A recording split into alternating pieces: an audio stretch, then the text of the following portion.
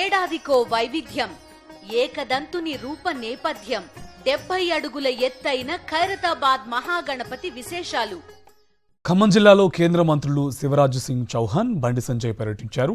కూసుమంచి మండలం పాలేరుకు వచ్చిన వారికి తెలంగాణ మంత్రులు భట్టి, పొంగులేటి, తుమ్మల ఘనంగా స్వాగతం పలికారు. అనంతరం అధికారులు ఏర్పాటు చేసిన ఫోటో ఎగ్జిబిషన్ కార్యక్రమంలో పాల్గొన్నారు. రైతులతో ముఖాముఖి కార్యక్రమం ఏర్పాటు చేసిన మంత్రులు అన్నదాతల సమస్యలను అడిగి తెలుసుకున్నారు.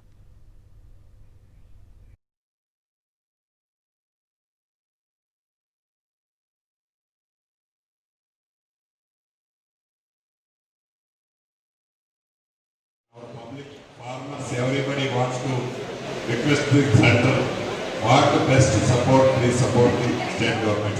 Thank you. నారాయణపేట జిల్లా మక్తల్ పట్టణంలో అర్ధరాత్రి వాన బీభత్సం సృష్టించింది. ఎడతెరపు లేకుండా కురిసిన వర్షాల కారణంగా 8 మట్టి ఇళ్లు కూలిపోయాయి.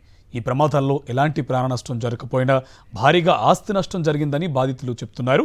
విషయం తెలుసుకున్న అధికారులు ప్రజలు అప్రమత్తంగా ఉండాలని, మట్టి ఇళ్లలో ఎవరూ ఉండకూడదని సూచిస్తున్నారు.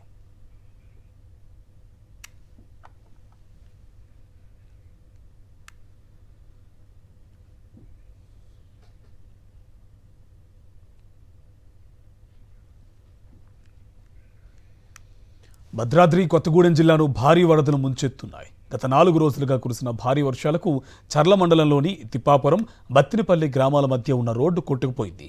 గ్రామాలను కలిపే ఒక్క రోడ్డు తెగిపోవడంతో స్థానికులు తాత్కాలిక రోడ్డును ఏర్పాటు చేశారు. తీవ్ర అవస్థలు పడుతూ రాకపోకలు సాగిస్తున్నారు.